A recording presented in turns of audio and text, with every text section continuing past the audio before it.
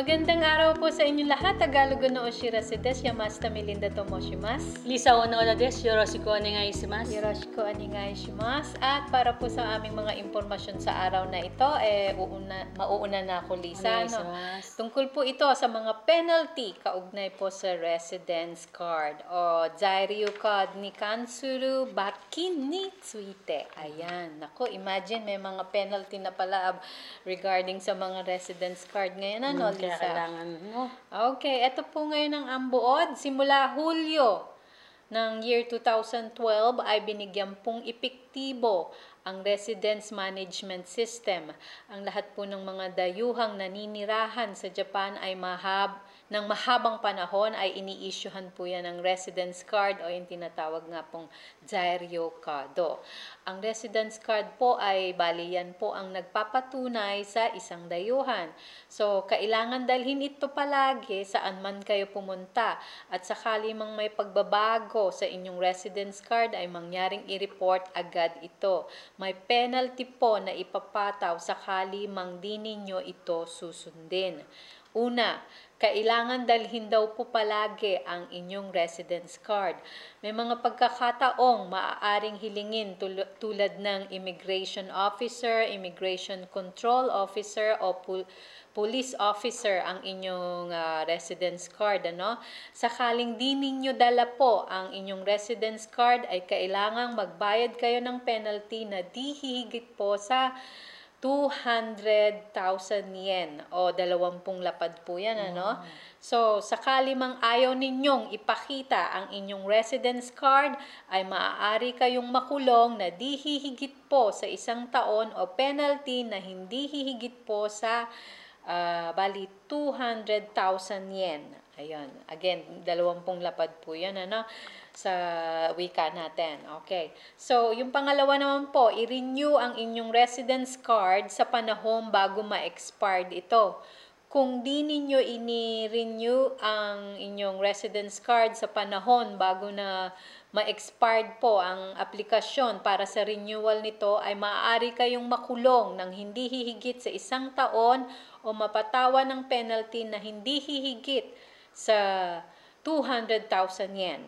So, mangyaring i-check palagi po ang expiration date ng inyong residence card at bago ma-expire dito ay huwag kalimutan pong i-renew kaagad.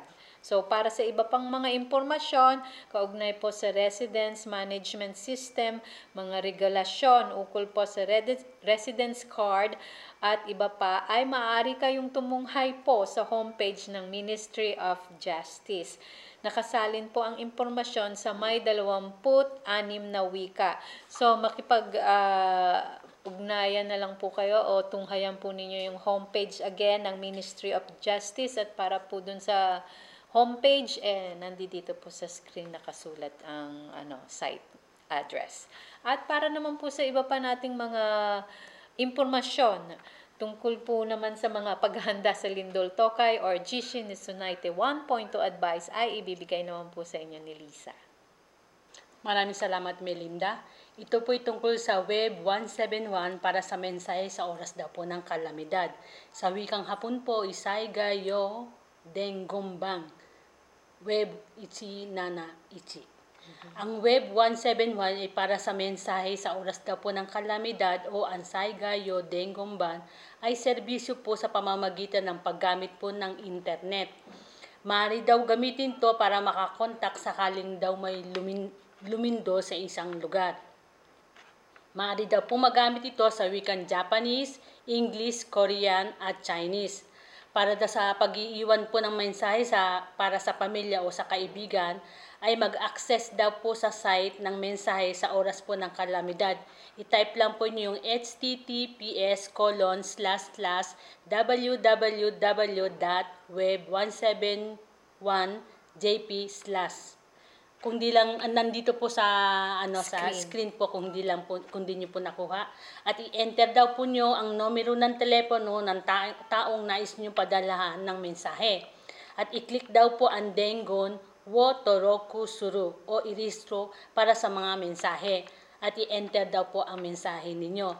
Para naman daw po sa pag-check ng mensahe para sa sarili, ay mag-access sa site ng mensahe sa oras daw po ng kalamidad.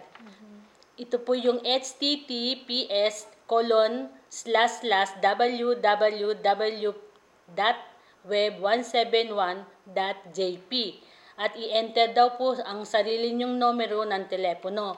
At maaari daw po kayo magsanay sa pamamaraan ng pag-iiwan o pakikinig po ng mensahe sa serbisyo ng Saygay Yo Dengundayan sa sumusunod po ng mga panahon.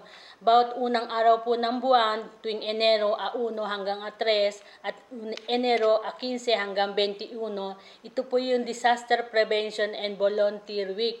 At sa August 30 naman po at September 5, ito po yung tinatawag na Disaster Prevention Week. Okay, at yan po ang buod ng aming impormasyon sa araw nito. Magandang araw po sa inyo lahat.